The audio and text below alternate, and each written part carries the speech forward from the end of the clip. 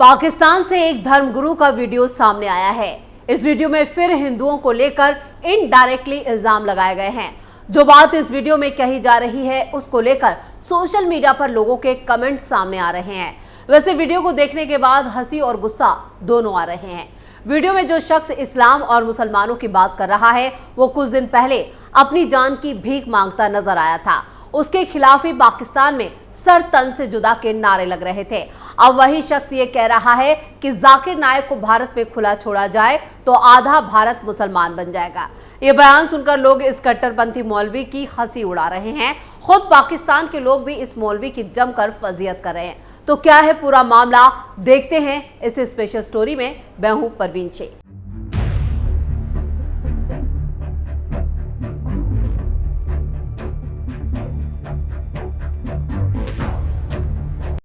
धर्मगुरु मुफ्ती तारिक मसूद का विवादित बयान, जाकिर नायक को इंडिया में छोड़ दो, आधा भारत मुसलमान हो जाएगा।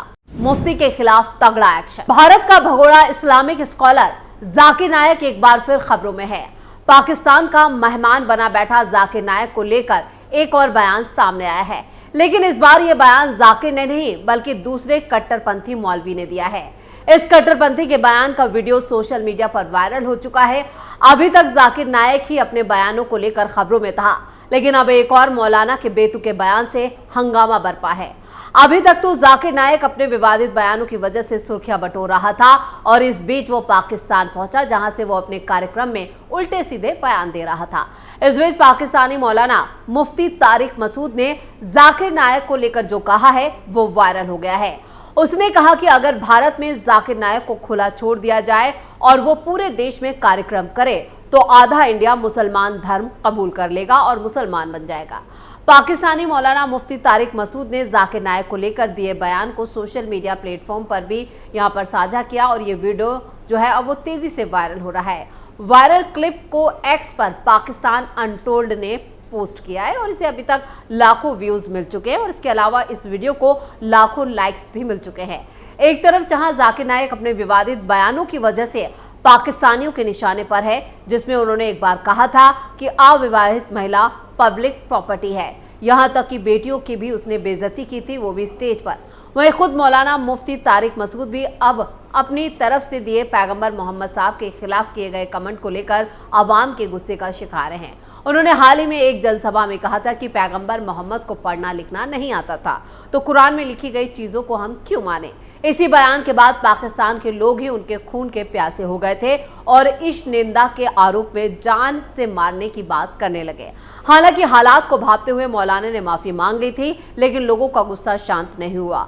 तो क्या कह रहे हैं मौलाना तारिक मसूद अब जाकिर नायक को लेकर, चलिए देखते हैं ये वीडियो। डॉक्टर जाकिर नाइक को 1 साल के लिए इंडिया में आजाद छोड़ दो आप, या उन जैसे किसी आदमी को जो इस तरह ओपनली तबलीग करे, आधा इंडिया मुसलमान हो जाएगा। पाकिस्तान का इश्क-निंदा कानून बेहद खतरनाक है, जिसके तहत मौत की सजा का भी प्रावधान है, लेकिन ये खतरनाक इसलिए है क्योंकि ज्यादातर मामलों में इसका गलत इस्तेमाल भी किया जाता है। खुद पाकिस्तान का एक देवबंदी मौलवी यानी मुफ्ती तारिक मसूद को भी इन आरोपों का सामना करना पड़ा। जब तारिक मसूद की जान पर बनाई थी तो मुफ्ती ने माफी मांग ली थी। अब उन्हीं का बयान जाकिर को लेकर आया है। इस्लाम की आलोचना पर मौत की सजा की वकालत करने वाले पाकिस्तानी मौलाना खुद इस निंदा के आरोप में घिर चुके थे। मौलाना तारिक मसूद पर कुरान और पैगंबर मोहम्मद साहब के अपमान करने का आरोप लगा, जिसके बाद वो खुद जान बचाने के लिए भागा भागा फिर रहा था। तारिक मसूद का एक कथित वीडियो वायरल हो रहा है, जिसमें उन्हें सवाल पूछते हुए सुना जा सकता है कि मुसलमान नबी यानी पैगंबर मोहम्मद को क्यों मानते हैं जब उन्हें पढ़ना और लिखना ही नहीं आता था। मौलाना मसूद इतने पर ही नहीं रुके, उन्होंने इस्लाम के सबसे पवित्र किताब कुरान में भी कमी बता डाली। मौलाना तारिक मसूद ने कहा वो शख्स पैगंबर मोहम्मद जो कुरान पेश कर रहा है उसने एक शब्द भी नहीं लिखा और दूसरों से लिखवाया। जब कुरान की आयतें नाजिल होती थी तो नबी अपने टहसाबियों को बुलाते और कहते लिखो। इस तरह से कुरान को दूसरे लोगों की मदद से लिखा गया, पैगंबर ने उसमें एक शब्द भी नहीं लिखा। उन्होंने आगे कहा मोहम्मद साहब खुद लिखना पढ़ना नहीं जानते थे, इसलिए दूसरों से लिखवाते थे।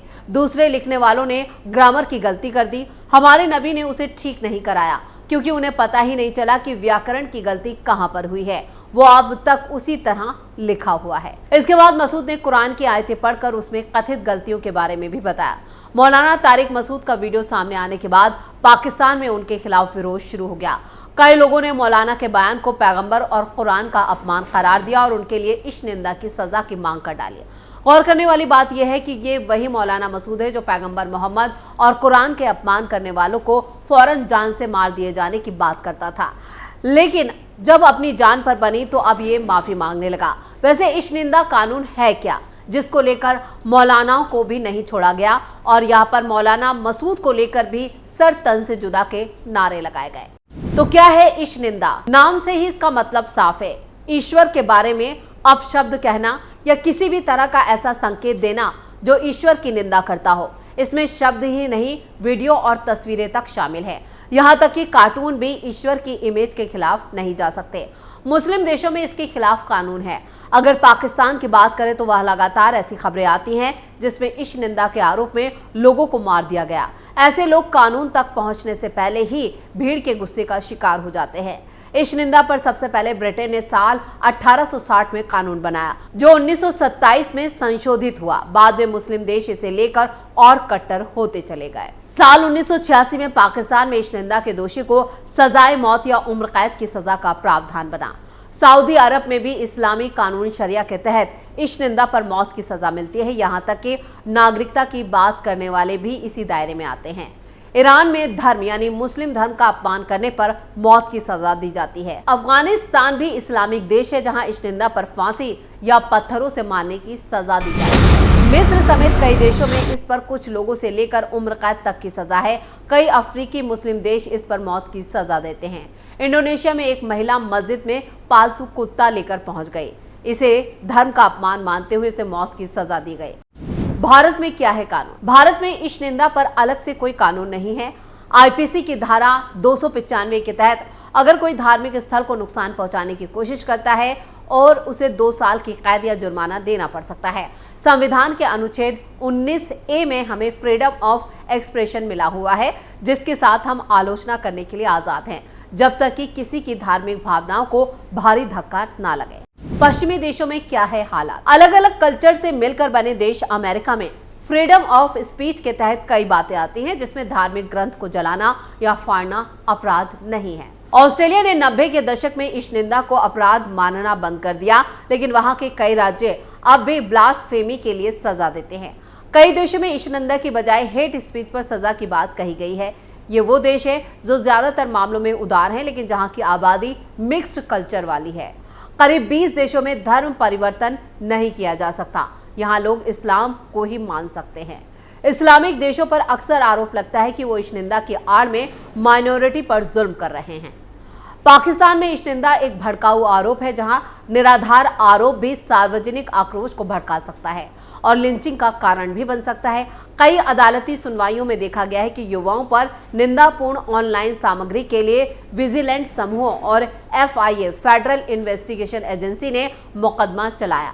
अभी हाल ही में एक मामला सामने आया था जिसमें अरूसा नाम की एक महिला का बेटा शामिल है, जो नौकरी चाहने वालों के लिए एक व्हाट्सएप ग्रुप में शामिल हुआ था और एक महिला ने उससे संपर्क किया था। उसकी मां ने कहा कि ग्रुप वालों ने उन्हें महिलाओं की एक तस्वीर भेजी थी जिसके शरीर पर कुरान की आयतें छपी हुई थी। उन्होंने आगे कहा कि संपर्ककर्ता ने इसे भेजने से इनकार कर दिया और अहमद से इसे वापस भेजने के लिए कहा ताकि वो समझ सके कि वो किस बारे में बात कर रहा था। बाद में उन्हें संघीय जांच एजेंसी यानी FIA ने गिरफ्तार कर लिया और उस पर मुकदमा चलाया गया। सबसे सक्रिय निजी जांच समूह इश्क निंदा पाकिस्तान पर कानूनी आयोग है, जो 300 से ज्यादा मामलों पर मुकदमा चला रहा है। निजी जांच समूह के नेताओं में एक शहराज अहमद फारूकी ने बताया कि दर्जन से ज्यादा स्वयंसेवक ऑनलाइन इश्क निंदा पर नजर रखते हैं। उनका मानना है कि अल्लाह ने उन्हें इस नेक काम के लिए चुना है। फारूकी का कहना है कि हम किसी का सिर नहीं काट रहे हैं, हम कानूनी रास्ता अपना रहे हैं।